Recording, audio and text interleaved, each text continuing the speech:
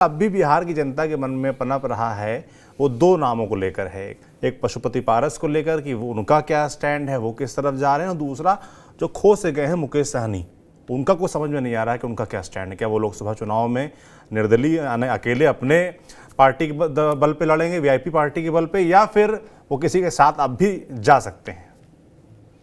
देखिए, जहां तक आपने पशुपतिनाथ पारस की बात की तो मैंने आपको कहा कि पशुपतिनाथ पारस को भी आरजेडी मानती है कि अब इनके पास कोई वो आधार वोट है नहीं।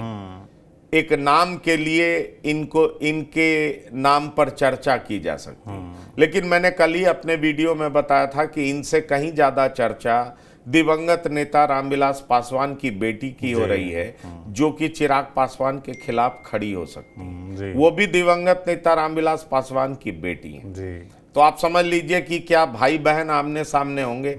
लालू प्रसाद को आरजेडी की संसदीय बोर्ड ने अधिकृत कर दिया है, लालू प्रसाद ही तय करेंगे कि वहां से किसको लड़ाया जाए। लेकिन सबसे ज्यादा चर्चा दिवंगत नेता रामविलास पासवान की बेटी की हो रही है, क्योंकि उनके पति आरजेडी दलित प्रकोष्ठ के अध्यक्ष जी। तो इस बात को जान लीजिए। तो सवाल उठता है कि ऐसे में पशुपतिनाथ पारस का क्या होगा। तो आप सुनील सिंह, जो कि लालू परिवार में बहुत एक्सेस रखते हैं, राबड़ी देवी के मुंह बोले भाई कहे जाते हैं, उन्होंने तो कह दिया था अपने बयान में कि ये दगे हुए कारतूस को लेकर के आरजेडी क्या करेगी। आरजेडी में कई बड़े नेता हैं जिनको अकोमोडेट करना मुश्किल हो रहा है, तो आरजेडी इनको क्यों ढोते चलेगी जी। ऐसे में सवाल उठता है कि क्या लालू प्रसाद इनको लेकर के सोचेंगे। ये एक सवाल है और इसकी चर्चा चल रही है जी। लेकिन मुझे लगता है इनकी संभावना बहुत कम। जहां तक मुकेश सहनी का सवाल है, तो मुकेश सहनी के समर्थक अभी भी दावा कर रहे हैं कि आरजेडी में उनकी बात चल रही है और 1-2 नहीं 5-5 सीट की मांग कर रहे हैं वो। अच्छा। और अब मुकेश सहनी की यही तो खासियत है कि वो एनडीए में भी थे, एनडीए 1 सीट देने को तैयार नहीं थी और जब 3 सीट देने को तैयार थी तो ये 5 सीट मांगते थे। उसके बाद 40 विधानसभा की सीटें मांग रहे थे और जब वो मौका गंवा दिया तो अभी इधर गए थे, जब सीटों का बंटवारा हो रहा था तो एनडीए ने तो इनको रिजेक्ट कर दिया। इस बात को तो लालू प्रसाद भी समझ रहे हैं। तो लालू प्रसाद अब अपने टर्म्स पे बात करेंगे ना, कोई मुकेश सहनी के टर्म्स पे तो बात करेंगे नहीं। बिल्कुल। क्योंकि अब मुकेश सहनी के पास विकल्प भी तो एकमात्र लालू प्रसाद ही बच गए। बिल्कुल। ऐसे में लालू प्रसाद अगर उनको सीट देते भी हैं तो कौन सी सीट देंगे, ये सोचना दिलचस्प है। क्योंकि मैं आपको बताऊं, बिहार की राजनीति में बहुत कुछ चल रहा है। ये बिहार की राजनीति इतना प्लेन तरीके से आप उसको नहीं देख सकते। क्योंकि मैं आपको बताऊं कि जो संयुक्त एलजेपी से बीना देवी लड़ी थी वैशाली से, वो भी वीआईपी के संपर्क में। अच्छा। क्योंकि उनको डाउट है कि चिराग पासवान उनको टिकट देंगे कि नहीं देंगे जी। ऐसे में अगर वीआईपी को 2 टिकट मिलता है तो 1 टिकट से बीना देवी लड़ना चाह रही हैं, तो बीना देवी एनडीए से भी लड़ना चाह रही हैं और महागठबंधन से भी लड़ना चाह रही हैं।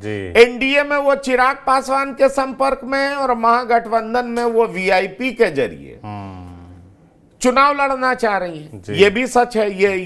ये आप सियासी गलियारे में आप इसकी चर्चा सुन सकते हैं। कई लोग इसकी बात कर रहे हैं, पर सवाल उठ रहा है कि लालू प्रसाद इनको कितना तवज्जो देंगे जी।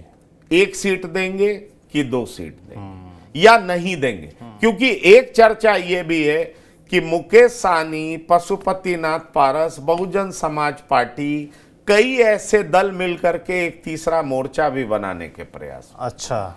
अब आप ये समझ लीजिए कि क्या ये तीसरा मोर्चा किस तरीके से प्रभावी होगा। लेकिन कई दल इकट्ठा होकर के एक तीसरे मोर्चे को बनाने के प्रयास में हैं। मुझे लगता है जब महागठबंधन से भी जो मिनिमम एक्सपेक्टेशन होगा, अगर वो भी पूरा होता नहीं दिखेगा, तो इनके पास एक तीसरा मोर्चा बनाने के सिवाय और विकल्प क्या बचा है जी। आप सोच करके देख। बिल्कुल। क्योंकि इसकी भी संभावना।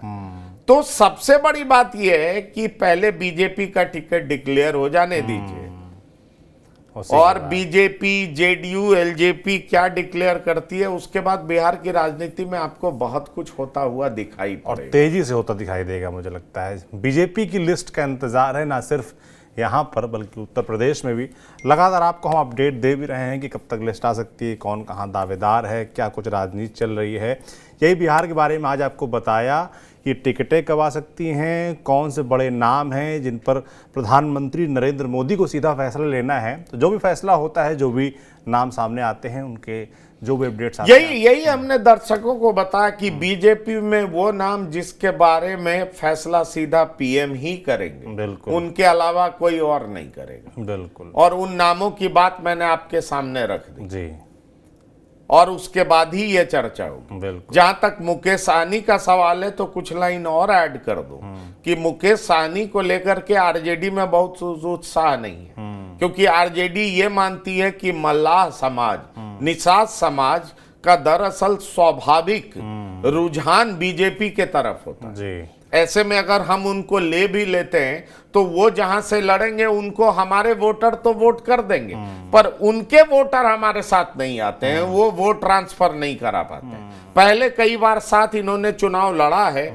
और उसका जो एक्सपीरियंस है वो आरजेडी को अच्छा नहीं लगता। जी। इसलिए आरजेडी के कई नेताओं से जब बात होती है तो वो कहते हैं चलिए अब लालू प्रसाद जाने कि मुकेश सहनी को 1 सीट देते हैं कि 2 सीट देते हैं, क्योंकि जो अभी तक मेरी जानकारी है 30 सीट लालू प्रसाद अपने पास रखे हुए, जी, 6 से 7 सीट वो कांग्रेस को देने जा रहे हैं और 3 से 4 सीट वो लेफ्ट को देने जा रहे हैं। जी, अब अगर उनको मुकेश सहनी को देना होगा, पशुपतिनाथ पारस को देना होगा, तो लालू प्रसाद अपने ही कोटे से सीट देंगे। बिल्कुल। तो चीज़ें साफ होती नजर आ रही हैं, बस जनता की नज़र में साफ तब होंगी जब बाकायदा एक ऑफिशियल लिस्ट आ जाएगी। हमको भी उसी का इंतजार है। जो भी अपडेट्स आ रहे हैं बिहार की राजनीति से जुड़े, आप तक हम पहुंचा रहे हैं।